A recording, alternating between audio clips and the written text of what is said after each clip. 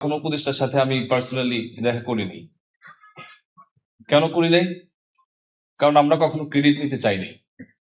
আপনারা জানেন, বাংলাদেশের ইতিহাসে এটাই প্রথম যে প্রাইভেট ইউনিভার্সিটির স্টুডেন্টরা তারা যদি 18 জুলাই না নামতো, বাংলাদেশের অভ্যুত্থানের ইতিহাস ভিন্ন হতো। আমরা 37 জন শহীদ হয়েছি, পাবলিকে 12 জন। ঢাকা বিশ্ববিদ্যালয়ে কোনো শহীদ আছে? তাহলে আমাদের ক্রেডিটকে ডিসক্রেডিট করা হয়েছে, আমরা তাও কিছু বলিনি। কিন্তু একটা বিষয় আমাদের কোনো আপোষ হবে না। আপনারা যার যার মতো করে ভাগ বাটোয়ারা করে নিয়েছেন, নিজের স্বার্থ বুঝে নিয়েছেন, কিন্তু একটা জায়গায় অন্তত এক থাকেন।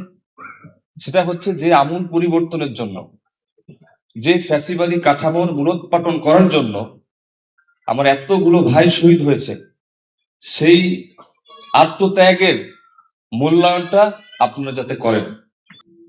লাখো শহীদের রক্তে কেনা 71 যদি কারো বাপের না হয়, হাজারো শহীদের রক্তে কেনা 24 কারো বাপের না। সুতরাং কোনো ছলচাতুরি চলবে না।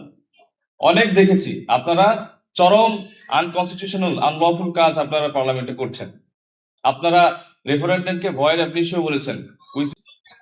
অতি আন্তরিকভাবে বলছি যে আপনারা যথেষ্ট ধৈর্যের সাথে আপনাদের দায়িত্ব পালন করছেন পার্লামেন্টে, কিন্তু এভাবে কাজ হবে না। আপনাদের রাজপথে ছাড়া এই জুলাই সনদ বাস্তবায়ন হবে না।